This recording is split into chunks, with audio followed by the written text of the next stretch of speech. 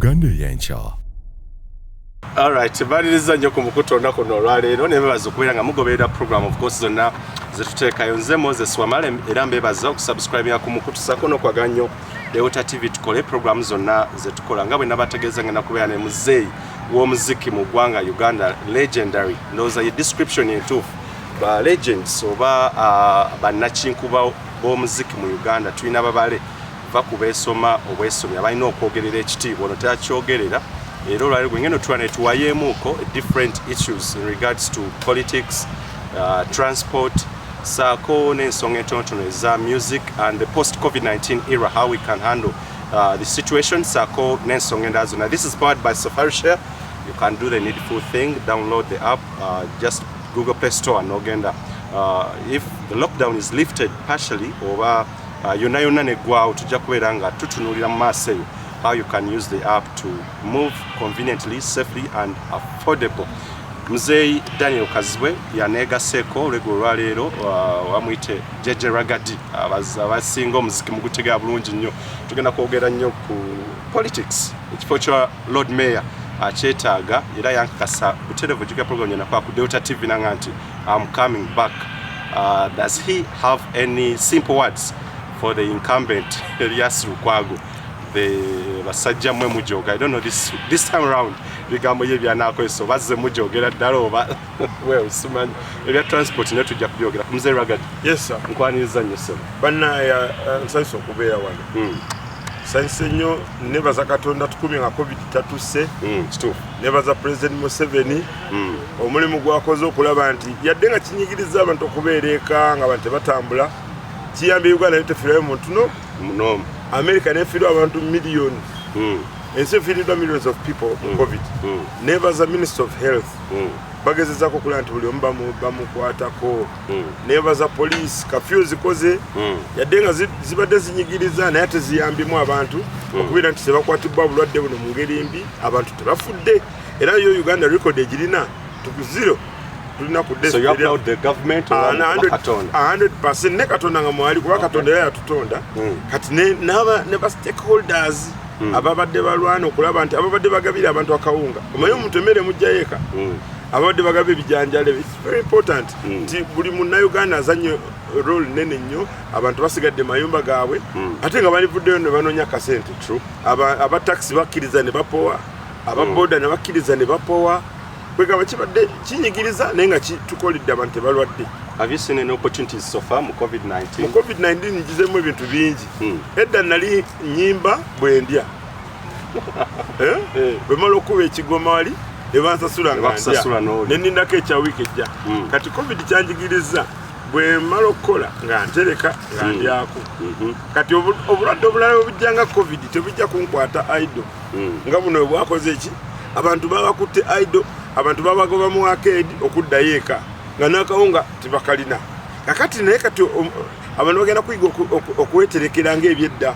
Bajjajja baffe babeeranga n'ebyaji nga mubeeramu obulo, n'ateekamu kasooli wali, n'ateekamu ekinga. Enjala tesula kubaluma naye kati enjala erumya abantu ne basiiwula. Naye kati bayizeemu, nze kyenjizeemu tisijja kuddamu kukola nga bwendya, nayizeemu kukola nga bwentereka ndyeko. Yes. Ensonga y'okutunuulira challenges ez'enjawulo ezibaddewo so far before even COVID-19 kakati bingi nnyo biki mu observations byongedde okulaba the challenges ebiri national ebiri okusinga ddala mu kisaawe kyammwe ekyabayimbi n'okuggyako eno mu byobufuzi gyoyagala ku kisaawe ky'abayimbi ebintu byonna byafudde. Ekisaawe ky'abayimbi sho tezikyagenda kubeerawo paka myezi nga 10. Abantu tebakyagenda mu kiraabu kuba abayimbi gye bayimbira. Ebbaala tezikyakola, sho tezikyakola. Ti abayimbi balina gavumenti naye balowoozaako negamba naye waayi nga bwe tugenda okuyamba bana abatalina kye bakola abayimbi tubalowoozeeko ng'abantu abalyawo emyoyo gy'abantu. Kuba just imagine nti abantu babadde babeera mu nnyumba zaabwe babadde tebatunulira kisenge, babadde balaba TV n'alaba ka video ka Ragadi n'agamba waaye yakubye kaleta yakubye kadigida n'asigala mu nju. Akati ng'ogasseko Dr. Kyakuyamba n'ogattako President Kyagamba babeere mu nju. N'abayimbi bali very important nti abayimbi bano balina kye bakoze kinene okuyamba abantu okusigala mu mayumba. Bw'otunuulira abantu bano ababadde balaba movie ez'Abannayuganda, abantu balaba Ekinnayuganda, balaba Ekinnayuganda ne bakitegeera ne bamanya nti bannayuganda balina okubazanya firimu nga baswazinika babadde bakyala babiri kati obadde mu nju yo notandika tuyinza kulaba amawulire g'abafudde eroma bafudde bameka erumi bafudde bameka bikutama kati bwebeera mu nju okubeeramu emyezi ebiri oteekwa okuba n'ebintu ebikubeesabeesa mu nju yo era music wa bannayuganda n'emizannyo ne muvi z'abannayuganda ziyambye nnyo abantu okusigala mu nju. okutunuulira ku nsonga how artists oba musicians oba ekisaawe ekyoluddemu emyaka giwerere ddala 3. olowooza banno bano abalala oba bano okusinga ddala sijjaga abalegends kuba abasinga bayinza okubeera nga balina solutions zebataddewooko bano omugigi ogujja how can they cope with the situation embeera nga situation eno twajogeddeko dda tulina ekibiina ekigatta abayimbi bonna kyetuyita Uganda National Culture Forum.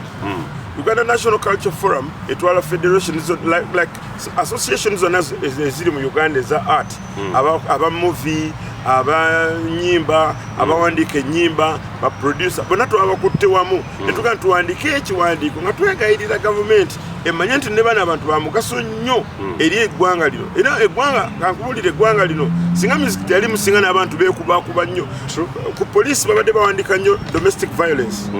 Domestic violence abadde registered in every house. Naye otunula ababadde beekuba mu nnyumba either tebalina TV oba radio kati nga talina kimubeesabeesa. So programs zino zetukola zibadde zikyusakyusa embeera y'abantu.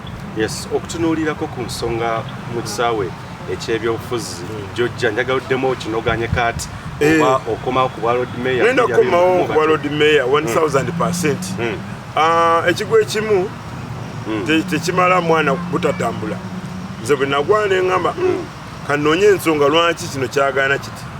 So mbadde nnyamba abantu nakola circles mu babooda nakola circles mu baneekolera jange okola nti abantu bano nyina kimbayamba.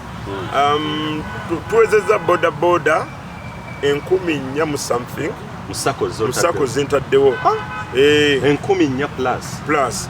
Nina abantu nga bamwoyo gwa ggwanga abantu abeegatta nga sibali mu bibiina abeegattira awamu ebyobufuzi nabafuna miliyoni zaali 4 eza microfinance support center babouncer nabagatta wamu ne bakola Bouncers Association Uganda ne mbafuna miliyoni 10 ez'okwekulaakulanya ne mbagulira n'ettaka ly'okubeera nti balima nga tebabeera babouncer bubouncer. So mbadde ngezako kukwasaganya ebintu bino naye okulaba nti oleme kubeera mukulembeza tayambye bantu oba tanakyoyinza bayamba si kubagulirira ne kulaga nti olina kyosobola okukolera abantu. So kati mbadde nnwana kintu ky'abayimbi okulaba nti abayimbi nabo bafunayo ekittavu ekigenda bayamba okubeera nti omuyimbi bw'alwala tetuddamu kuwulira bino byowulira ebyababbala mu yannyambi. Tubeere nga tumanyi nti waliwo ekiyamba omuyimbi ng'omuyimbi ebyokujerega abantu tubiveeko bambi ono ngenda musondera sente talina sente za ddagala tetukyayagala abantu bajerega bayimbi twagala abayimbi babeere nga nabo balina ekintu ekyawe kyebakoze kyebakoledde industry ya music lwakuba nti abantu bakyagijerega tewali mmotoka ekolebwa mu nsi yonna nga terina music era kasita okolemoka nga terina music tetunda. Tewali nju wayagala okubeera n'emirembe ogamba omukazi tuyagala omuwasa agamba ntwalawo nti ye kyasooka okwagala okunyiga erimoti ya TV oba eya radio naye ate taginyiga kulaba amawulire agamba nasobola okulaba ka musiki n'alaba ku firimu n'amanya era kyova olaba nze ddanga nkyali muto video deke nga zaakajja anko wange yagenda n'akola ensobi n'akyaza abaana be bwe batuuka eka nga tulina muvi za Kamando Swaziniga zaani ne bagamba dadwa nti tetuvaawo oba bwe oyagala tuveewo nawe wigule. Kakati those things are very vital mu bulamu bw'omuntu. Kyovula amaduuka gatunda TV ne DVD player kali very important. So tukimanye nti entertainment business kintu kiri important nnyo mu bulamu bwaffe. So abantu bano sector eno bagiweemu time ogitegeera. Singa music singa movie mu America teyaliyo. America yandibadde the weakest country. Naye bazanyanga firimu za Kamando n'olabanga America eyungudde abasajja. America bagikuba Vietnam. Naye bakola Hollywood nga ate video zitulaba aba Vietnam babatanga ki ng'ebiyenje. Ne tugamba America enaki amaanyi. Buli kintu ekigenda okujja COVID yagenze okujja nga bazanya dda contagion. Kati nga ebintu balinga amabira bedda. So batandika okugana n'eddagala bajjoddira bakuzanyira edda firimu n'ogiraba nga obulwadde tebunajja ne babuzanya kitegeeza waliwo something ekitali ekitayogeddwa okkiriza nti omwaka 2016 akalulu kakukuba lakini nkiwera wakkiriza 2021 okkiriza nti this time round ogenda kusiguukulula Lord Mayor aliko Erias Lukwago era obuvumu obujja ate nno sirowooza ku linnya lyekka n'abalala bangi bajja okusiguukula si kyekikulu kwebuuza biki bye bakoledde abantu muve ku byokwogera obwogezi bannayuganda bannakampala tuve kwogera obwogezi nga twagala okwogera batusanyukire kiki kyosobola okukolera abantu kale tugambe bakuwadde chances obadde Lord Mayor emirundi eki kiki kyokoze bwe gambayo nti waliwo street bwet gyokyusiza mu mbeera yayo gamba nti waliwo akatale bwe kati kokyusiza mu mbeera nga toyombye buyombi kubanga abantu bano bapoliticians kinna bategeerako bakozesa omukisa ogw'okubuzaabuza nga balina kye beeyagalira kyoba nagamba nga ekigambo politics tekiriyo waliyo politics obukodyo obungi abantu bakozesa okutuuka ku kye baagala kati bwe ntunuulira politics wa Uganda olunaku olw'eggulo nabadde ne minisita wa Kampala nga ntutte abasajja abakulira takisi nga ntutte n'abasajja abakulira booda minisita wa Kampala kyemwebazaako kyeyaŋŋambye ekintu kimu bagadde we bale kuleeta abasajja bano abasajja bano mbadde nze sibalabanga mu ofiisi yange ne mugamba tewandikoze na decision yonna ya takisi nga bano abasajja ba takisi bano abalina zi siteegi tonnakola ki tonnabalaba kyekisookera ddala ne mugamba nti waliwo abantu mu Uganda nga bo babeera kameeza ne bayiiza Uganda naye ng'ate tebabeera ku ground okumanya peeni ya Uganda kiringa ng'omuntu agamba nti ebijanjalo mpadde bifu nga talimangako anti oyinza okumpa ebijanjalo nga birimu obutakataka waliwo ebijanjalo bye balima ku mmeeza byonna biba mu ttaka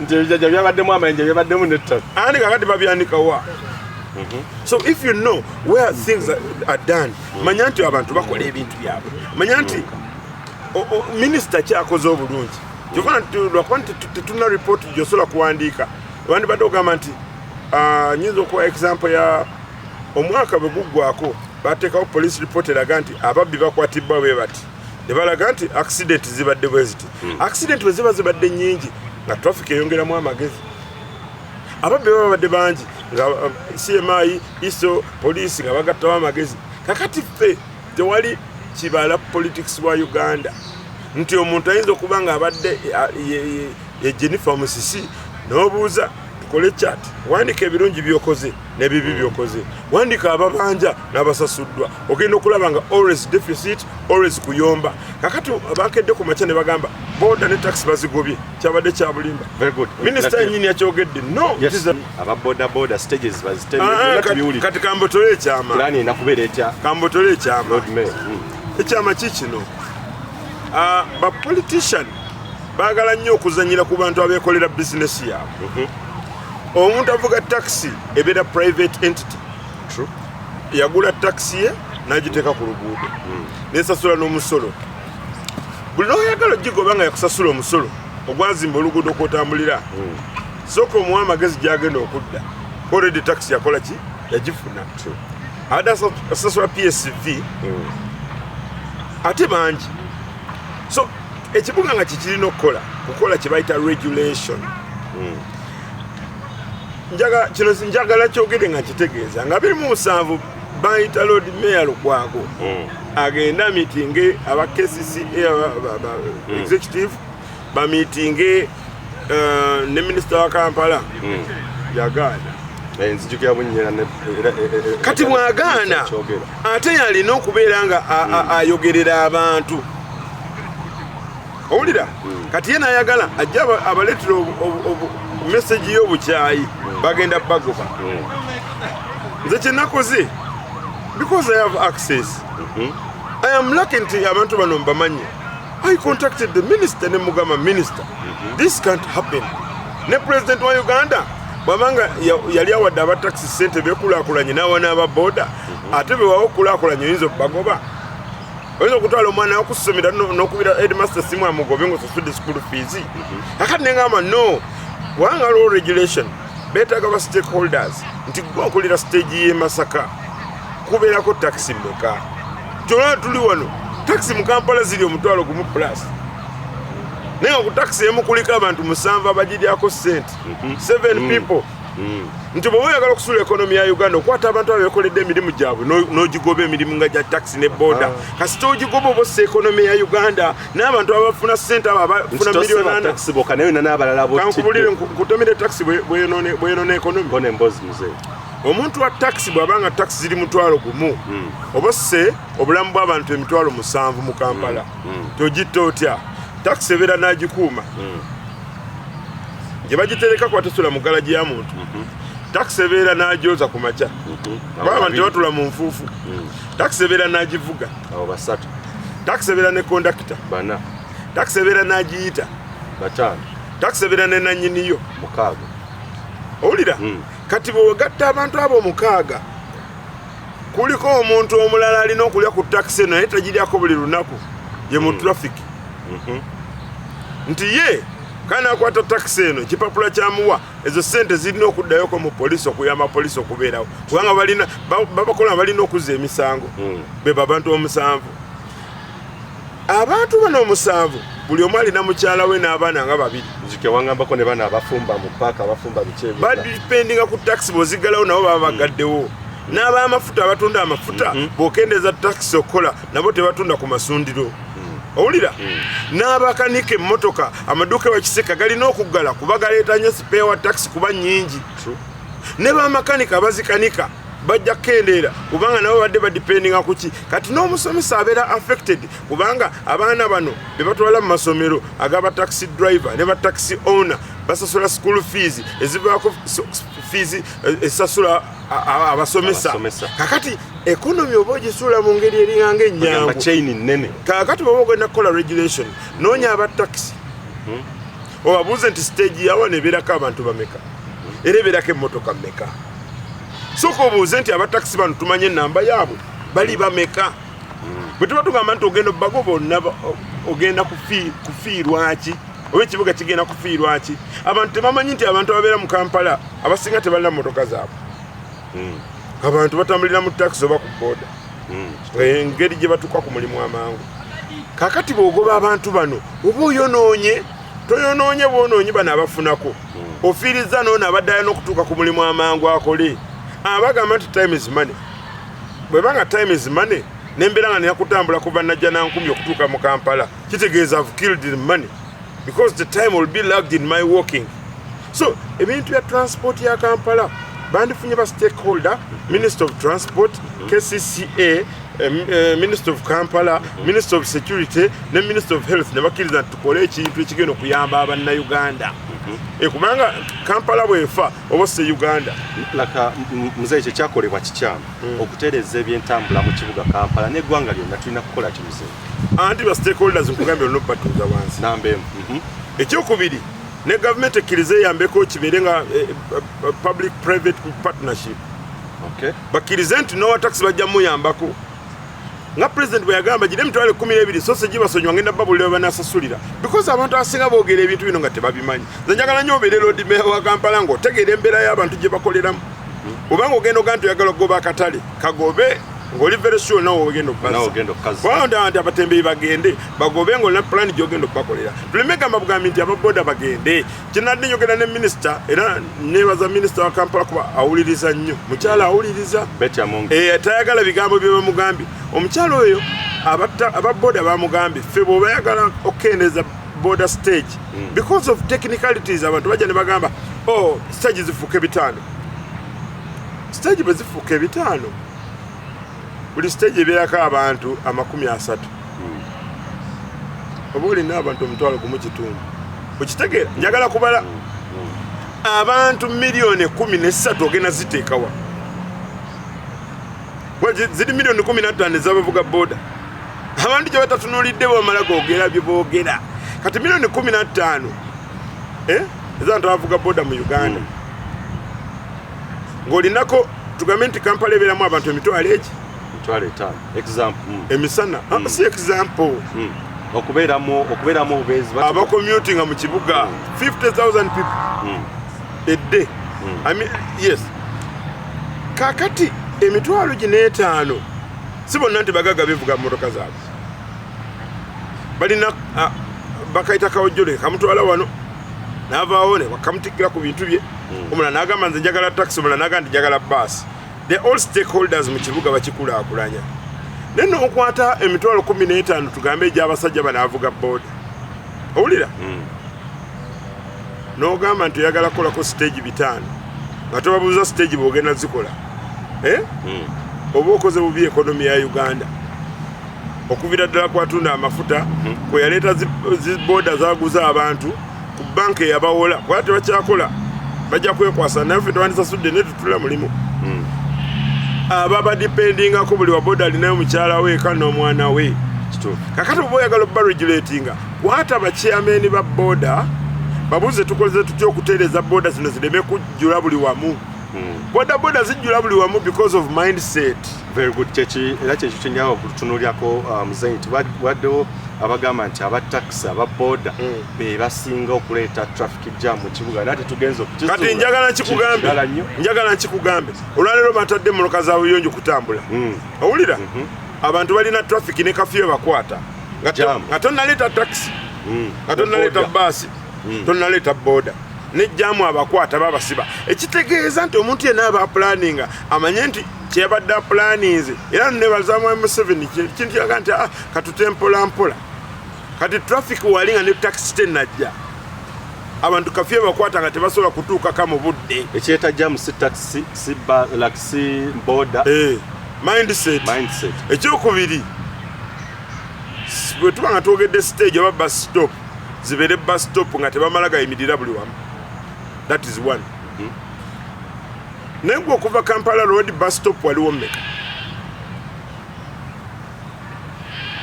Bw'oba ovudde enajjana 10 waliwo bus stop mmeka. Kubanga ti abasajja bano nabo basaasire walaba kasitoma walinyira. Abantu ba Uganda bagoberera amateeka. Bwe singa ogamba nti nga kafyu bw'ogiraba saawa emu buli omu abereka abantu badduka emisinde nga ziri 12:45 nange emisinde gitta abantu basobole okubeera ng'obudde bulite okoze eki lwebakutte nomala okola stage n'ogamba nti eno edda walungawo siteera nga tugiyita ku siteera ezana ng'omuntu amanyi baasi wekola ki wekoma kati abantu batandika bagamba nti oba oyimiridde ku masanyalaze oba oyongedde oba ku masanyalaze noyongerako katono olaba kasitoma wakola ki walinyira. But this would be regulated nga ba stakeholder onavuga taxi ne plana w'ekibuga batudde wamu ne bakkiriza then ne bakola data egamba nti tumanyi n'ennamba za taxi eziri mu kibuga kubanga kyangu nnyo ogenda mu URA n'oga nti njagala okumanya taxi mmeka ezikola mu kibuga nomala n'ogenda n'ofuna gye basasula PSV buli ana PSV kyangu okulaga nti zino taxi eziri mu kibuga then to plan for them n'ogamba nti okoze route nti taxi bwebanga eva Makindye ng'ejja Kampala terina ate bwejja kusooka kuweta najjana 10 awo tobeerawo traffic kubanga oli amanyi gyagenda okukola then n'omanya nti ene taxi bwebeera taxi number 1 olunaku lwolwaleero bwetikka ng'egenda teri kumuwaganya number 2 yaddaku ne kati amasajja bano bajja ne bakuliyetinga obukundi buli omu n'akola stage y'Entebbe n'omulala n'akola stage y'Entebbe n'omulala n'akola stage y'Entebbe emmotoka 3 ziba tezinnajjuza nga emmotoka 4 zirwana.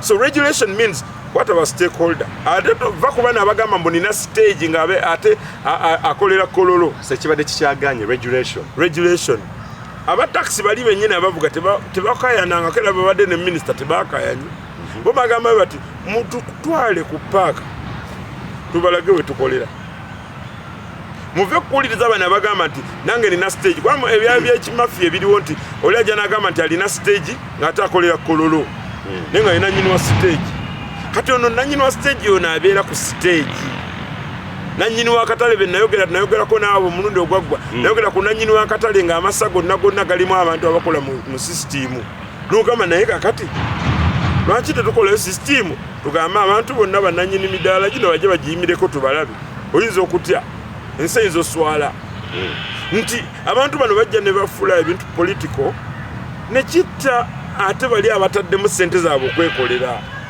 nti abantu abeekolera omuntu agula booda amala kutunda nnyaanya ze natunda n'akataka n'agula booda kati ate bw'otandika omuzoganya aba awulira ng'ensi emutamye kivula nti abantu beekyawa abalala ne bava ku bizimbe ne beekubaona wansi Oloza muzeyi plan ze bataddewo eza gye bayise the master plan ey'ekibuga Kampala enaayamba okutuukiriza ebintu bino okudicongestinga ekibuga okukitebenkeza saako n'okukiteeka ku mutindo abamu kye beegomba president yakyogerako a smart city. Yes. Do you think this master plan esobola? A smart city yeetaagamu akasente akatono. A smart city yeetaagamu abakulembeze nga boogera amazima. A smart city yeetaagamu abakulembeze abayivu abatambuddeko. Tongamba mbovudde ku university ate oyagala kuleeta ku implementing ebintu bya US ebyo bakola. Togendanga, you don't implement what you have never seen, what you don't know. Implement what you know. Bwe tufuna abantu nga ba Safari Share ne bagamba tulese idea abantu batambule in a digital way. Kitegeeza mugeze mu smart city. Bwe tuleeta n'olina agamba nti nze njagala kutambula nsagala kucongestinga kibuga. Musobola okukola route planners n'ogamba nze bwe mbanga ngenda naalya tewali nsonga lwaki mpita ate Kampala road. Kangende naalya nga mvudde ekibuye nengwa ku bypass nengende naalya. Mba olomba mu smart city nti ntandise okutegeera nti bwe neewala bwenti route planner yange sirina kyengenda kukima mu Kampala so sirina kyenkima Kampala road nzagende naalya nga mpitira ddala route wenzijira obutagira mu CBD ya Central. Then ekintu ekirala depopulating the city baplana ba KCCA bandibadde batandika okuwa abantu license nga bolaba Freedom City. Abantu bazimbe nga bazimba beyongerayo busaabala si kweyongera wano wakati mu wano boyongera n'oteekawo arcade endala. You are calling people to come. Of course ne katula waliwo abazimba kakati nti abantu bano otandika okuzimba n'ozimba bwayisa arcade. Abantu bwayisa mandi linye taxi okujjuza ekibuga basigala eri. Kakati that is what they call smart. Okubeera smart tekitegeeza kubeera digital. Waliwo n'okubeera smart mu mutwe gwo. Kati smart mu mutwe gwo kitegeeza ki? Nti ekibuga Kampala olwaliro kirabye nga kijjudde emmotoka kijjudde traffic naye nga tewali taxi tewali boda. Abantu mwe bali mu kibuga. Kati olwo taxi buno zigatako n'ogatako ne bus kinaaba kitya. Bw'oba okusenga wakanywa caayi olwo banaaleta emmere.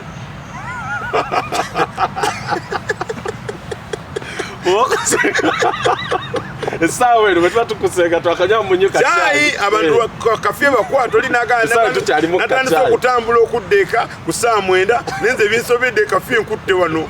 Emmere tennajja emmere weneetuuka tegeza abantu bajja kuba kuki.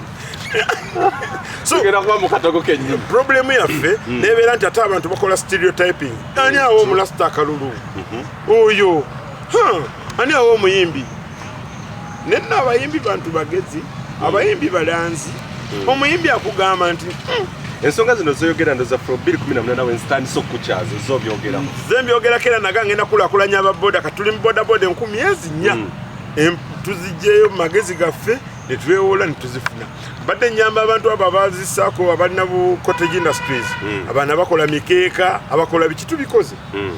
Badde nyamba nga kugambye babouncer nabagamba tetugenda kubeera babouncer kyokka tutandike n'okulima era n'ennimiro twagigula era kati abantu bali mu kusamba nnanda kugamba babeere nga bakola ebintu ebirala nti bino byonna ebyazze byandigenza okujja nga balina ennimiro erimu lumonde n'amatooke ne muwogo. Muzeyi nga sinagenda ku Rastafarian yono why he is the right person njagala ombuulira ensonga ya byonna ebikolebwa wakaakati essaawa eno zosisinkana abakulu ku nsonga ez'okutereeza ekibuga abamu bagamba kino tekikolebwa mu good faith kati gozo basinkana. Do you think ebikolebwa biri mu good faith kukulaakulanya bannakampala n'ekibuga anti good faith yeno good faith yeno bw'otandika okuwulira omuntu agamba nalabye olukwe nga bagenda obbagoba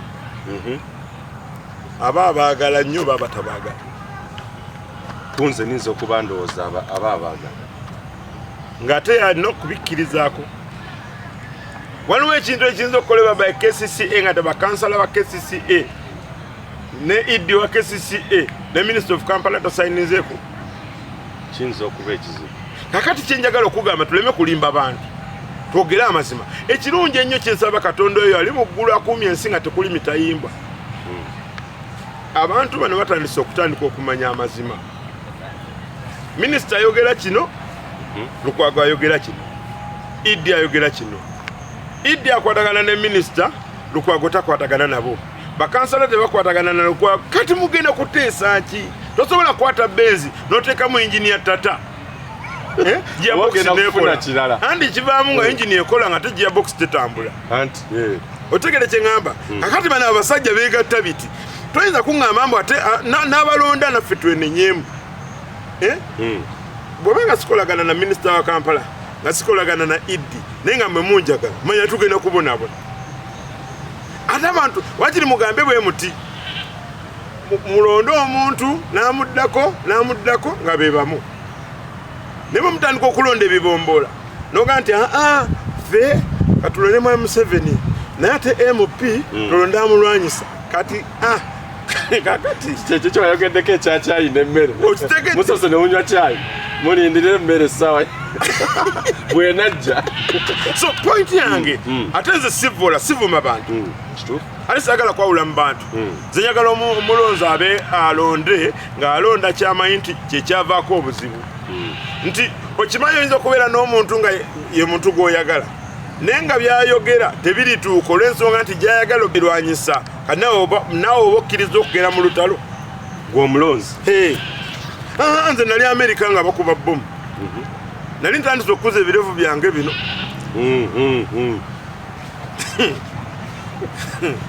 olwamala okuba bomu nalika nenkwata kasheva nga sisobola kuyita ku airport sukanya nga tebanyambudde engoye nengamba akansoke netereeze kuba ntegedde obuzibu bwange obuzibu bwe Kampala ffe tubukola tutya oli ajja nga azze kuwakanya ate bawakanya ate balina okusaininga nabo mukkirize ekintu abamu bagamba nti byawakanya biba bituufu accountability mukole biti mutereze ebintu mulayini abamu bagamba byawakanya biba bituufu kakati gwe kwata akapapulako ne peni owandiika ebikoleddwa n'ebitakoleddwa owandiika ebibbiddwa n'ebitabbiddwa tewali sente sayininga nkesise nga bonna tebataddeeko mukono gwe tobadde towulire ngamba gagamba simayi ono yazimbira guno ennyumba ono nakola bwati Uganda y'enkya